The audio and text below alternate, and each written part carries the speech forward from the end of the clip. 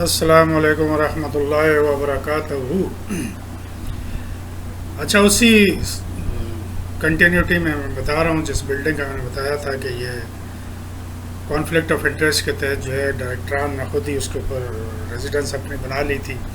करोड़ों रुपए का उसमें 45 करोड़ का मैंने उसमें इम्पेक्ट दिया था उस वक्त। और वो जो इम्पेक्ट था वो कोई मेरी इख्तरा नहीं थी, उस पर बाकायदा रेंटल एवेल्यूएशन हुई थी, एक सर्वेयर से एवेल्यूएट कराया था, उसने बताया था और ऑडिटर जनरल ने उसको बाद में इंडोर्स किया था अपने रिसोर्सेज से भी कि ये सही इम्पेक्ट है और बड़ा मिनिमम लेवल पे 45 करोड़ का लॉस हो चुका था।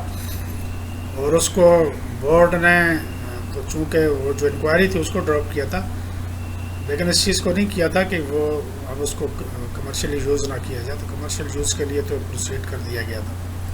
लेकिन जो चीज़ तकलीफ दे थी, सब कुछ दाव पे लगा के अपना कैरियर सब कुछ लोगों से मुखालफतें लेके जो चीज़ हाईलाइट की ना SSCP में, हमने बाद में उनको नोटिस दे के, चूँकि वहाँ पे भी सारे आके ब्यूरोक्रेट बैठे होते हैं इधर भी, तो इनके ये पेटी भाई होते हैं, एक दूसरे को अकोमोडेट करते हैं, इन्होंने वहाँ पे भी चीज़ ड्रॉप कर दी। दूसरा एक ऑडिटर जनरल का पैरा आज भी कहीं ना कहीं पे आउटस्टैंडिंग पड़ा हुआ है। क्यों?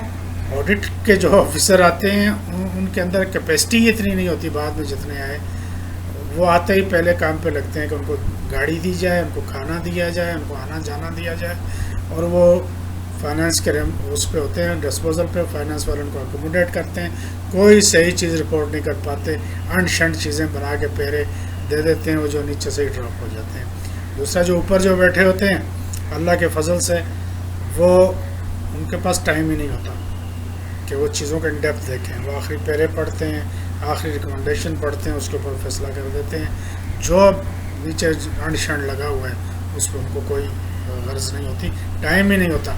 क्या किस चीज़ का टाइम होता है? टाइम सारा दिन वो लगे रहेंगे। आपको जितने भी सीनियर ऑफिसर्स के पास जाएं, या तो अननेसेसरी मीटिंग्स लेके बैठे हुए होते हैं, बेकार की मीटिंग, झमघटा लगाया हुआ होगा, राजा अंदर बने हुए होंगे, या वो सारा दिन अपने हेड ऑफिस उधर मिनिस्ट्री में लगे होंगे, मेरा कोई अच्छी प्रमोशन कर दें, अपनी प्रमोशन में लगे हुए होंगे आउट ऑफ दी वे, या मेरी कोई अच्छी पोस्टिंग बाहर कर दें। सारा दिन उनकी, या उठेंगे उठ के मिनिस्ट्री में चले जाएंगे, सरकारी दौरे लिख देंगे इधर, और वहाँ मिनिस्ट्रीज़ में सारा दिन वो सेक्रेटरीज के कमरों में बैठे रहेंगे अपनी PR बनाने में। उनको ये, वरना एक ऑफिसर अपनी सीट पे बैठे तो उसको कान खुजाने की फुर्सत नहीं हो सकती, इतना काम होता है हर ऑफिस में।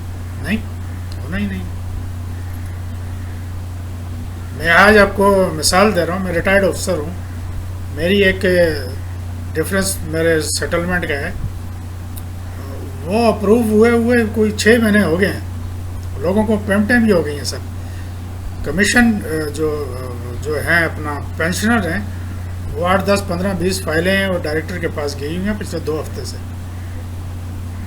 अब जाती है तो मैं कर रहा हूँ, वो पता चला वो सब बहुत नेक अफसर है, बड़ा ज़बरदस्त अफसर है, काम करता है, 2 हफ्ते से वो है ही नहीं है। जो पैसे मुझे 2 हफ्ते पहले मिलने थे, जो आजकल जिस तरह फ्लक्चुएशन हो रही है करेंसी में, वो कहाँ है जी? वो इस्लामाबाद गया हुआ है। मुझे पता है डायरेक्टर्स का इस्लामाबाद में क्या काम होता है भाई, फैक्स लगे हुए हैं, ऑनलाइन आप इंटैक्ट हो सकते हैं अपने ऑफिस के साथ। और डायरेक्टर्स का काम जो है, उन जूनियर ऑफिस, हमारे हेड ऑफिस के बाहर जितने भी हैं सारे जूनियर ऑफिसर्स हैं, उनमें क्या काम है भाई आपका?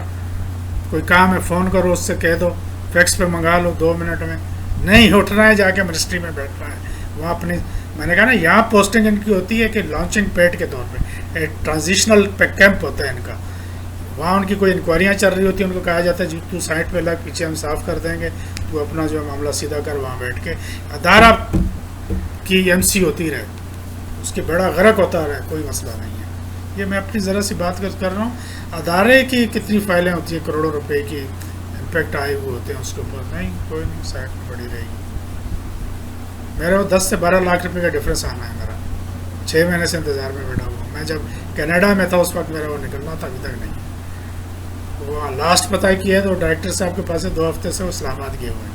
तो ये सब का यही हाल है, यही हाल है कि काम ही नहीं करते ऊपर वाले, ना देखते हैं चीज़ों को, अंड शंड बनी होती हैं। तो वो पैरा अभी तक आउटस्टैंडिंग किसी जगह कोई वहाँ मेरे जैसा पागल रहा ही नहीं है जो उसको दोबारा से उसका काम अगर हो तो उठाए। अगर काम नहीं है तो मैं भी नहीं उठा सकता कि मेरा कंसर्न नहीं है, तो उस पर भी मेरे ऊपर स्टिग्मा लगा दिए जाते हैं, खाम खट्टों में लगा रहता है। जो हैं वो सारे बेईमान हैं, सारे बेनिफिशरी हैं, जो बैठे हुए हैं वो CFO है, बेनिफिशरी है, वो नीचे जो है जितने वो सारे फाइनेंस का डिविजनल हेड, अल्लाह की पनाह, तौबा अस्तगफुर। जिस साल उसको चार्जशीट होती है फाइनेंशियल क्राइम पे, उसी साल प्रमोट होता है। मैंने कहा ना भाई, सजाएं माफ़ हुई थी, जुर्म माफ़ नहीं हुए थे। मर्सी पिटिशंस में उनकी सजाएं माफ़ हुई, जुर्म माफ़ कर दिए गए। फाइनेंशियल क्राइम पर चार्जशीट होने के बाद फाइनेंशियली डिवीज़न का हेड बना दिया गया। सवाए कौन सी खूबी है?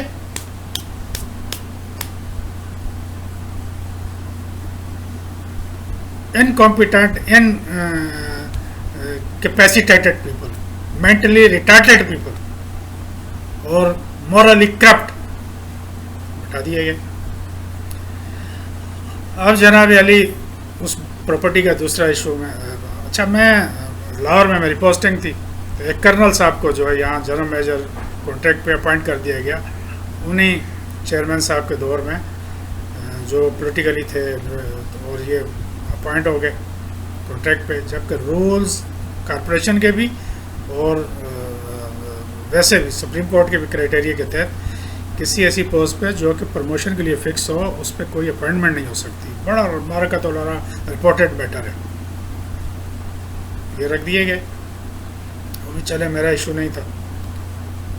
लेकिन जब इस तरह की कोई अपॉइंटमेंट होती है तो वो फिर किसी को पैटर्नाइज, किसी के बेस्ट पे आए होते हैं, उसको पैटर्नाइज तो करना है, वहाँ बैठ के एकोमोडेट करना है, फिर वो वहाँ एकोमोडेट करने के लिए आ गए। दो चार और इश्यूज़ हैं, वो पेटीज़ हैं, मैं उन पर नहीं पढ़ता, लेकिन उसकी वजह से मैं लाहौर में था तो इसका मुझे फ़ोन आया, मुझे पता चला ये आया, तो मैं आना चाह रहा हूँ, यहाँ देखना चाह रहा हूँ प्रॉपर्टीज़। लाहौर में भी बड़ी प्रॉपर्टीज़ हैं, 50 अरब से ज़्यादा की प्रॉपर्टीज़ हैं, तो वहाँ मैं आना चाह रहा हूँ, देखना चाह रहा हूँ, बड़े इश्यूज़ हैं। मैंने कहा आ जाइए। आया तो कहने इंस्पेक्शन कराओ, मैंने इंस्पेक्शन कराई सारी की, और शाम हुई तो उसको गेस्ट हाउस में छोड़ा, तो मुझे कहना कोई रह गई है? मैंने कहा हाँ एक रह गई है, फिरोजपुर रोड के ऊपर हमारी एग्रीकल्चर लैंड है अंदर जवानाबाद के अंदर, और वो कब्ज़े में है, और वहाँ हमारे जो अफसर जाते हैं उनको ऊपर फायर होता है, एक दो उसमें ज़ख्मी भी हुए थे। क्या अच्छा, उसने आगे से वो बकराज शुरू कर दी जो करते हैं इस तरह के ऑफिसर। यार मैं जो है, जो मेरा तजर्बा ये कहता है कि जहाँ कोई अफसर आपको डाउन दी लाइन आपको किसी चीज़ से रोके, इसका मतलब है वहाँ पे कोई करप्शन है। मैंने कहा चलो आज फिर इनको दिखाता हूँ। मैंने अपना स्टाफ लिया, मैंने कहा चले आज आपको ये प्रॉपर्टी ज़रूर दिखानी है। मैंने बिठाया, मैंने कहा ले गए। वो फिरोजपुर रोड के ऊपर कसूर जाते वक्त थोड़ा सा पहले जवानाबाद लेफ़्ट साइड पे आता है, तो जवानाबाद में अंदर 1.5-2 किलोमीटर अंदर है, अंदर बिल्कुल कच्चे इलाका है, और सब कॉन्टिनेंट की सबसे बड़ी क्रिश्चियन कम्युनिटी वहाँ पे रहती है। तो वहाँ हम गए तो कच्चा इलाका, कच्चे का घर, और उसमें से रोड में से अंदर छोटी सी गली थी, उसमें जा रहा था, गाड़ी खड़ी हुई। मैं निकला अपने स्टाफ के साथ, मैं फ्लोर में चल पड़ा। गली में जैसे दाखिल हुआ, मुड़ के देखा कर्नल गायब है। कर्नल का पता ही नहीं, लेफ्टिनेंट कर्नल था। पता चला गाड़ी से ही नहीं निकल रहा है, वो भी रिटायर्ड, लेफ्टिनेंट कर्नल भी रिटायर्ड, गाड़ी से ही नहीं निकल रहा है। मैंने कहा सर आ जाएँ आप देखें। यार मैं एक बर्ड आई व्यू लेना था, वो मैंने ले लिया। मैंने कहा नहीं सर आप प्रॉपर्टी ज़रूर देखें, आपको करप्शन भी शायद मिल जाए, आ जाए। लेके मैं गया अंदर, और जाके मैंने कहा कि देखें इन्होंने कब्ज़े किए हुए हैं ये, और वहाँ जत्थे बैठे हुए थे लोगों के। मैंने कहा ये प्रॉपर्टी है हमारी, इसके ऊपर इन्होंने कब्रें अपनी बनाई हुई हैं, और मेरे लिहाज से ये कब्रें जाली हैं। असली भी हैं तो मेरी प्रॉपर्टी पे मेरी परमिशन के बगैर अपनी माँ बाप को कौन दफना सकता है? तो मैं एक कब्र को आपको खोद के दिखाता हूँ, आप खड़े हो यहाँ पे, बस कोई मसला नहीं है, कोई भी नहीं, मैं खड़ा हूँ। कोई फायर आएगा पहला मेरे पे आएगा, आपको मैं नहीं होने दूँगी। और नहीं नहीं नहीं नहीं, वो भाई वो देख रहे हैं, वो नहीं करना, वो देखो यार वो उधर से ये आ रहा है, उधर से वो आ रहा है। मैंने कहा ये मिट्टी की डेरियाँ बनाई हुई हैं, जाली हैं, और जो मेरे पास मुसद्दद का इतलात हैं, ये जाली बनाते हैं ये यहाँ के एम्प्लॉयज़ ने आके मुझे बताया। नहीं नहीं नहीं चलो लेके मारा गया। तो ये उसकी हिम्मत थी। खैर जब मैं वो लाहौर की में ऊपर में अलग से 8-10 वीडियोस की सीरीज़ करूँगा, वो बहुत बड़े इश्यूज़ हैं। मैं फिर वापस मेरी ट्रांसफ़र हुई तो वापस डिवीज़न में ही आया, तो मैंने यहाँ पे काम अपना शुरू किया। यहाँ ये एकोमोडेट कर रहा था लोगों को। ये मुझसे तंग हुए, इसने मुझे मेरे ऊपर के भेज दिया कि he is no more required in this division. चला गया मैं पर्सनल में। अब चूँकि ये दोनों डिवीज़न जो थे वो ऐसे थे कि जिनका डायरेक्टर एक ही था। अब वो जो डायरेक्टर था वो मुझसे वट खाए हुए दो वजह थे। एक तो वजह थी वो इरेगुलर अपॉइंटमेंट में मैंने उसको सीधा रास्ता दिखाया था, वो तब गया था। दूसरी ये थी कि लाहौर के अंदर जिस लॉयर फर्म ने हमारे केसेस के लिए 90 लाख रुपया ले चुकी थी उस वक्त, वो केसेस जब मैं वहाँ गया तो पता चला केस 4 थे, उसने 40 बनाए और आज वो केसेस जो हैं उनको सबूत करने के लिए कोई रिकॉर्ड नहीं है। तो वो बोर्ड को जब मैंने कुछ पुटअप किया तो बाद में पता चला उसमें उसको वट खा गया। पता चला ये तो फर्म ही उसकी लाई हुई थी और वो उसका क्रोनीस था, तो उसको उस पर भी वट चढ़ा हुआ था। खैर मैं वापस आ गया तो पर्सनल में गया। पर्सनल में उसके पास पर्सनल में भी एक 19 ग्रेड का एक फाटा से था वो ब्यूरोक्रेट, उसको मैंने कहा ना फाटा से वो MBBS किया, MBBS करके वो CSS किया करके वो ट्रेड एंड कॉमर्स में गया, वहाँ से इंश्योरेंस पे आ गया। हर वक्त फुल टाइम टोन 2 बोतलें चढ़ा के बैठा हुआ होता था और मॉरल करप्शन में भी वो इंतहा पे था। उन्होंने कहा वो मेरे को तो फ़ोन आया ऊपर से, तेरे को इधर नहीं रखना है, तेरे को मसला करेगा। तो मैं कहा कहीं तो रखना है ना। मैं अपनी पूरी सर्विस लाइफ में कभी चार्जशीट नहीं हुआ, कभी मेरी कोई रिपोर्ट मेरी एडवर्स नहीं बनी। तो काम तो लेना आपने, मुझे तनख्वाह देनी है, नहीं भी लेना तो मुझे बता दें। कहीं भी मुझे OST इनके एक टर्म यूज़ होती है OST, officer on special duty कोई नहीं होती है, एक छोटी जगह पे बैठा दिया जाता है। बढ़ा दें, मेरी बला से काम नहीं लेना चाहते। अरे यार तेरे को हम रीजन में भेज रहे हैं, ठीक है। चला गया रीजन में। रीजनल चीफ को फ़ोन करके कहते हैं, कराची था, कराची में ही रीजन था, तो उसको फ़ोन करके कहते हैं इसको तेरा रीजन जो है कोयटा तक है, इसको कोयटा भेजो। तो रीजनल चीफ कहता है यार तुम तो यहाँ आए हो, उसने पीछे से फ़ोन किया है कि तुम्हारा फर्दर ट्रांसफ़र करो। मैंने उस वक्त तक मैं तंग आ गया था। मैं आपको बताऊँ, मैं 35 साल की सर्विस में 32 दफ़ा ट्रांसफ़र हुआ, कभी रजिस्ट नहीं किया। मेरी नेक्स्ट मोमेंट में छोड़ के चला गया। लोग सीट छोड़ते छोड़ते टाइम लगाते थे, जब उनकी इतनी अंदर उसमें पेनिट्रेट किया हुआ होता था इलीगल एक्टिविटीज़ में उन्होंने, तो छोड़ने में मैं within half an hour seat छोड़ के चला जाता था। मैंने कहा राइट है, ट्रांसफ़र कर सकते हैं। तो उस वक्त मैं तंग हो गया था। लाहौर से आया 2 महीने नहीं हुए थे, अब ये कह रहे कोयटा जाना है। मैंने कहा यार बात सुनो, पहली बात तो ये है कि मेरे रैंक में तुम ट्रांसफ़र नहीं कर सकते, तुम्हारी अथॉरिटी नहीं। जिसकी अथॉरिटी थी उसके अंदर ज़रूरत थी तो वो खुद करता डायरेक्ट, उसको पता है 3 साल से पहले अभी मेरा स्टेशन वो चेंज नहीं कर सकते। उसने कहा यार मैंने कहा अब अगर किसी ने किया तो अब मैं कोर्ट जाऊँगा और कोर्ट में आप भी को मैं करूँगा, पार्टी बनाऊँगा। क्या लगा नहीं यार मैं नहीं पढ़ता, मैं तो यही। उसने एक अपने जोनल ऑफिस में मुझे लगा दिया, वहाँ पे लगा तो दिया उसने।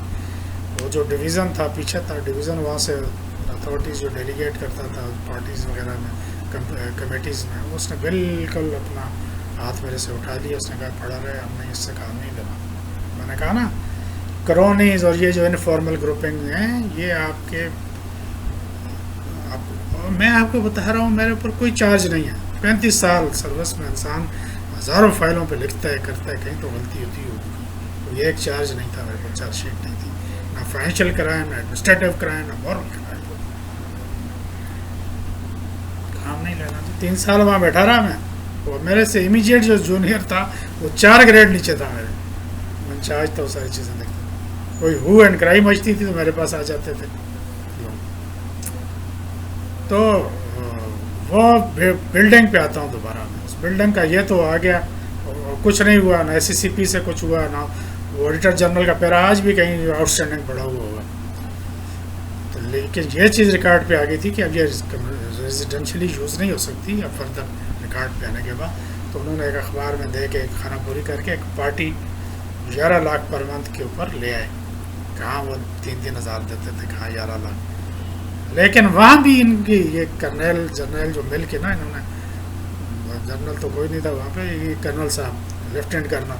अच्छा लेफ्टिनेंट कर्नल की जो रैंक होता है रिटायरमेंट के बाद तो वैसे भी वो नहीं होता, लेकिन अगर उसके भी इक्वल लेके आए तो वो असिस्टेंट जनरल मेजर से ज़्यादा लग नहीं सकता था हमारे यहाँ। इसको जनरल मेजर लगाया गया, कैपेसिटी उसके अंदर थी नहीं। उसने वो मिल के बाकी 3-4 क्रोनीज जो FCM में थे हमारे, उनसे मिल के उसने वो बना दिया एक एग्रीमेंट दिया उसको, पार्टी एक सिलेक्ट की 11 लाख पे और उसको सिलेक्ट किया। मैंने कहा ना ऊपर चेयरमैन पार्टी का था, नीचे जिसको देना था वो भी एक बहुत बड़ा ग्रुप था, जो कराची का बिजनेस ग्रुप होते हैं जिस तरह के हैं, हर तरह पाकिस्तान के सारे बिजनेस ग्रुप, बिजनेस का तो जिस बंदे की उठाओ आप देखो तो आपको पता चलेगा कि ये इसने मुल्क का कितना खून निचोड़ा है। वो पता चला डॉक्यूमेंट बन रहा है, मार्क का तो लड़ा है, आप में से कोई लीगल से ताल्लुक ना भी हो, कभी किराए पे ना भी दिया हो, वो भी सुनेगा तो हैरान होगा। एक डॉक्यूमेंट बना के एग्रीमेंट दिया उसको कि 11 लाख तूने देने, इसके बाद तू जिसको मर्जी दे दे, पर मंथ 11 लाख देने, आगे जिसको मर्जी दे दे तू, तेरे को राइट है। दूसरा दिया 2% तूने एडवांस देना है, सिक्योरिटी डिपॉजिट, उसके ऊपर हम तुम्हें मार्कअप भी देंगे। ठीक है जी। अब ये जो आगे देने वाला जो राइट होता है ना, ये इसको ये कहलाते हैं, वो जो प्रैक्टिस में लीगली तो नहीं है, उसको गुडविल, वो गुडविल कहते हैं अंग्रेज़ी में, पगड़ी सिस्टम, जो यहाँ मेमनों ने स्टार्ट कर रखा है, ये लीगल है टोटल, गैर इस्लामी भी है। अब चीज़ को बेच दो, उसके बाद उससे किराया लेते रहो और आपकी ओनरशिप भी, आप टाइटल ट्रांसफ़र ना करो और पैसे ले लो, बगैर टाइटल ट्रांसफ़र किए आप किसी को बेचते हो चीज़, तो गैर इस्लामी है मेरे जितनी नॉलेज है उसके हिसाब से। ये चलता है पाकिस्तान पूरे में, तो गवर्नमेंट अदारा तो इस तरह कर ही नहीं सकता था। वो दिया टेनेंसी एग्रीमेंट किराए पे दिया, आगे जिसको मर्जी देता वो करते चले गए। उसके साथ उसको अलाउ कर दिया। अच्छा ये बिल्डिंग मैं बता दूँ, ये बिल्डिंग थी प्रोटेक्टेड हेरिटेज में डिक्लेयर हो चुकी थी कि इसके अंदर कोई एडिशन ऑल्ट्रेशन नहीं की जा सकती, अमेंडमेंट नहीं की जा सकती, इसके स्ट्रक्चर को मेंटेन रखना है। बड़ी state of the art building थी ये, उसको अलाउ कर दिया, तो इसको रेनोवेट कर, जो मर्जी कर, तो उसको प्लान पूरा अप्रूव करके 4-5 करोड़ का दे दिया, 4.5 करोड़ का। इसी कर्नल ने जो कहता था मैं इंजीनियर हूँ, सिविल इंजीनियर हूँ, दूसरों से करा के, जबकि बाई लॉज के तहत वो जो है सिंध बिल्डिंग कंट्रोल अथॉरिटी से जो अप्रूव कराना होता है, जब इस तरह का कोई प्लान आप मेजर चेंजेस कराते हैं, वो हो भी नहीं सकता था। तो प्रोटेक्टेड हेरिटेज थी और नेट के ऊपर मौजूद थी लिस्ट में बिल्डिंग, वो उसको दे दिया। और उसने क्या किया, इनको अब एंट्री बंद कर दी, अब वो इधर डिफ़ॉल्ट में चला गया। डिफ़ॉल्ट भी इधर से इनका तकरीबन वेव कर देता था, वो बैठ के अब 3-4 महीने के बाद पेमेंट लेते थे। तो डिफ़ॉल्ट इस्टेब्लिश होता है कि आपका एक डेट ऑफ पेमेंट है, उस पर अगर पेमेंट नहीं करता उसके 30 दिन के अंदर वो डिफ़ॉल्ट हो जाता है। आप 30 के बाद अगर आप उससे पेमेंट ले लेते तो उसके अंदर आपने अपनी विलिंगनेस शो कर दी, कोई डिफ़ॉल्ट नहीं है। फिर कोर्ट से वो डिफ़ॉल्ट एक वायद ग्राउंड है जिसके ऊपर आप किसी को एजेक्ट कर सकते हैं विदिन 6 मंथ, कोई सा इशू नहीं होता। तो डिफ़ॉल्ट भी उनका उस तकरीबन कभी 6 महीने में थोड़े से दे देता, कभी 7 महीने में आगे लोगों से पैसे खरीदता। पूरी बिल्डिंग वो तकरीबन सेल आउट ही कर रहा था। तो जब दूसरा इशू खड़ा हुआ रेनोवेशन वाला, एक डिफ़ॉल्ट के ऊपर जब आ जाती है तो ऑडिट की क्वेरी आई, तो उसको चेक किया, तो मैंने कहा रेनोवेशन प्लान कैसे अप्रूव हो गया था। तो इसको ऑन साइड जाके कुछ चेक तो करें, वहाँ उन्होंने बनाया गया है, उसकी किसी को नहीं पता क्या बना अंदर, क्योंकि वो अंदर इंटर नहीं होने दे रहे जी। कभी कोई बिल्डिंग, कभी कोई पार्टी होती है, कभी कोई। मैंने एक लेटर भेजा उसको पार्टी को, मैंने कहा मैं कल मैं आ रहा हूँ, मेरी इंस्पेक्शन करनी है। जाके देखा तो 3-4 ब्लॉक खड़े हुए थे, अंदर सारी चेंजेस की थी। वो लेके आके मैंने दिया, मैंने कहा ये तो हो गया। और इसके ऊपर तो उस वक्त तक चूँकि टॉप मैनेजमेंट चेंज हो गई थी, उनकी इंक्वायरीज खड़ी हुई, उनके ऊपर मामले हुए, फिर मुझे रिमूव कर दिया गया अपनी सीट से, फिर मैं दूसरी तरफ चला गया। अच्छा, अब इतने इश्यूज़ हैं कि इनको एक एक करके इस वीडियो के दौरान मुझे याद आ जाते हैं, फिर मैं उनको अगर इसका पार्ट बनाऊँ तो वीडियो बड़ी हो जाती है और नेक्स्ट वीडियो पे करता हूँ।